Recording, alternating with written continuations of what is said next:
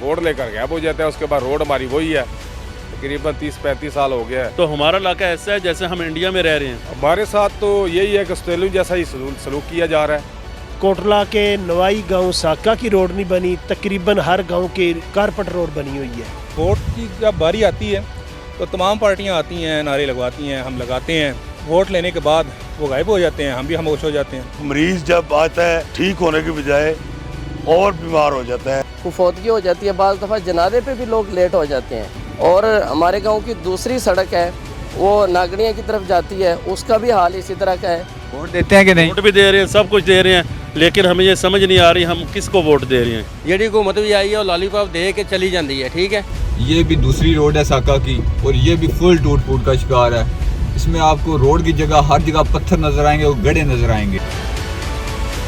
अस्सलाम वालेकुम नाज़रीन, मैं हूं मोहसिन अली और आज मैं मौजूद हूं गुजरात के एक ऐसे गांव में जहां पे दो रोड हैं, दोनों टूट फूट का शिकार हैं। तकरीबन 30 से 35 साल हो चुके हैं यहाँ पे रोडें ऐसे ही टूट फूट का शिकार हैं। आसपास की सारी रोडें कारपेट रोडें बनी हुई हैं, लेकिन इस गांव को बिल्कुल इग्नोर किया जा रहा है।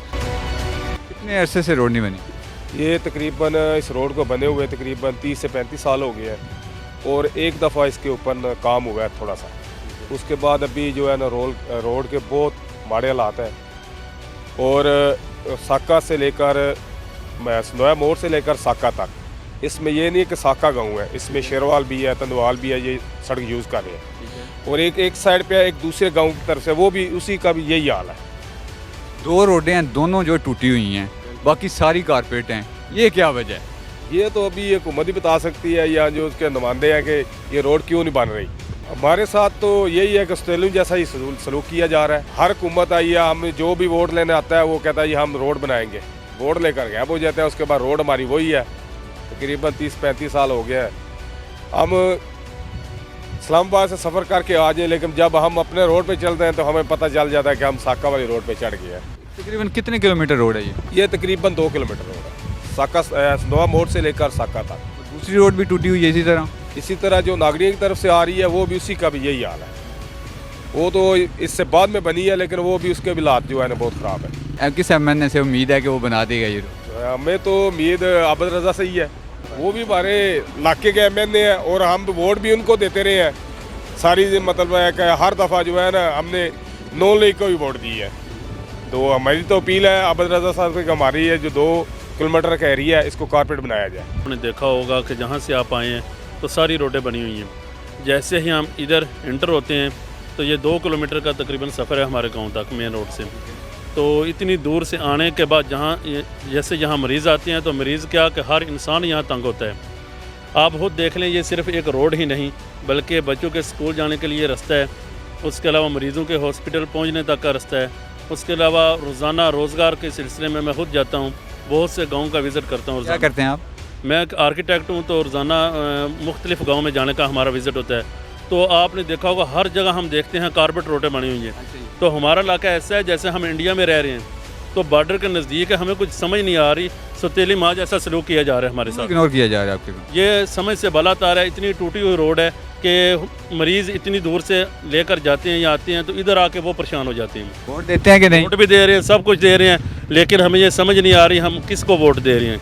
ये जो हमारे रोड हैं तकरीबन सब भी ख़राब हैं और मेन पे जो रोड है ये तो बिल्कुल ही किसी की हालत के काबिल नहीं है।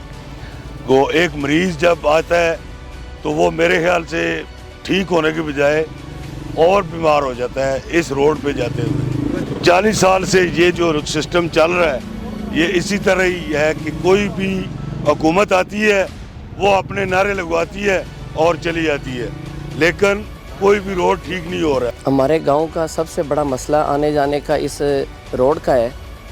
तो इस रोड के ऊपर एक तो हमारे गांव के आने जाने का मसला है और दूसरा साथ ही जो छोटे गांव हैं उनका भी मसला है और मेन रोड है। और हमारे गांव में तकरीबन 6-7 मसाजिद हैं, वहाँ मदारिस भी हैं, बच्चे पढ़ रहे हैं, बच्चे आने जाने वाले वहीं सुबह आते हैं, शाम को वापस चले जाते हैं।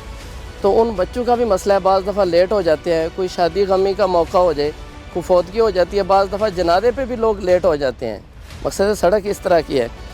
तो ये और एक और मसला ज़हन में आ रहा है कि हमारे गांव में लोग हमारे गांव में लोग रिश्ता करते वक्त भी सोचते हैं, बच्चे बच्चियों का रिश्ता भी नहीं करते कि इस गांव में आने जाने का मसला है। और रात को भी ख़ास तौर पे बाज़ दफ़ा हम खुद भी लेट हो जाएं तो ख़तरा होता है कि शायद रास्ते में कोई डाकू ना पड़ जाएं, कोई इस तरह के होता है। तो ये हमारे अरबाब इख्तियार के आगे हमारी गुजारिश है कि इस गांव की तरफ, इस सड़क की तरफ तवज्जो दी जाए। और हमारे गांव की दूसरी सड़क है वो नागड़िया की तरफ जाती है, उसका भी हाल इसी तरह का है। असल वजह क्या है, क्योंकि बाकी सारी रोड्स बनी हुई हैं, सिर्फ इस गांव को क्यों इग्नोर किया जा रहा है? असल वजह क्या है? असल वजह हम क्या कहेंगे, मैं तो ये कहूँगा कि इस गांव के साथ सौतेली माँ जैसा सलूक किया जा रहा है। अब अगर इर्द गिर्द के देहातों की तरफ नज़र दौड़ाएं तो आपको कोई रोड भी इस तरह की नज़र नहीं आएगी। तो अभी वोट की जब बारी आती है तो तमाम पार्टियाँ आती हैं, नारे लगवाती हैं, हम लगाते हैं, यही हमारा मसला एक्चुअली। कोटला के नवाई गांव साका की रोड नहीं बनी, तकरीबन हर गांव के कारपेट रोड बनी हुई है। ये सिर्फ हमारे गांव की रोड नहीं बनी। ਜਿਹੜੀ हुकूमत भी आई है वो लॉलीपॉप दे के चली जाती है, ठीक है। तो यह देख लो वो असा जलील पे होने हैं, गड्डियां का बेड़ा गर्क हो जाता है। तो साड़ी अर्ज ही है। मैं तो अपना सीएम मर्जिम दवाई साहब से आज तक अपील है कि ये हमारा 2-3 किलोमीटर का ये थोड़ा सा सफर है, सड़क बहुत टूटी हुई है, बहुत खराब है, सेहतमंद बंदा भी मरीज बन जाता है। तो नाज़रीन, जैसा कि आपने लोगों की बातें सुनी, लोगों का कहना था कि आसपास की सारी रोडें जो हैं वो कारपेट बनी हुई हैं, लेकिन ये हमारे गांव को इग्नोर किया गया है। तकरीबन 30 से 35 साल हो चुके हैं हमारे गांव की 2 रोडें, दोनों टूट फूट का शिकार हैं। नाज़रीन, इसी के साथ अपने मेज़बान मोहसिन अली को दें इजाज़त और देखते रहें न्यूज़ अलर्ट गुजरात। आपने देखा होगा कि जहाँ से आप आए हैं तो सारी रोडें बनी हुई हैं। जैसे ही हम इधर इंटर होते हैं तो ये 2 किलोमीटर का तकरीबन सफ़र है हमारे गांव तक मेन रोड से। तो इतनी दूर से आने के बाद जैसे यहाँ मरीज़ आते हैं तो मरीज़ क्या कि हर इंसान यहाँ तंग होता है। आप खुद देख लें, ये सिर्फ एक रोड ही नहीं बल्कि बच्चों के स्कूल जाने के लिए रास्ता है, उसके अलावा मरीज़ों के हॉस्पिटल पहुँचने तक का रास्ता है, उसके अलावा रोज़ाना रोज़गार के सिलसिले में मैं खुद जाता हूँ, बहुत से गाँव का विज़िट करता हूँ। क्या करते हैं आप? मैं एक आर्किटेक्ट हूँ, तो रोज़ाना मुख्तलिफ़ गाँव में जाने का हमारा विज़िट होता है। तो आपने देखा होगा हर जगह हम देखते हैं कारपेट रोडें बनी हुई हैं। तो हमारा इलाका ऐसा है जैसे हम इंडिया में रह रहे हैं, तो बॉर्डर के नज़दीक है, हमें कुछ समझ नहीं आ रही, सौतेली माँ जैसा सलूक किया जा रहा है हमारे साथ, इग्नोर किया जा रहा है आपके। ये समझ से बाला तार है। इतनी टूटी हुई रोड है कि मरीज़ इतनी दूर से लेकर जाते हैं या आते हैं तो इधर आके वो परेशान हो जाते हैं। वोट देते हैं कि नहीं? वोट भी दे रहे हैं, सब कुछ दे रहे हैं, लेकिन हमें ये समझ नहीं आ रही हम किसको वोट दे रहे हैं। ये जो हमारे रोड हैं तकरीबन सब भी ख़राब हैं, और मेन पे जो रोड है ये तो बिल्कुल ही किसी की हालत के काबिल नहीं है।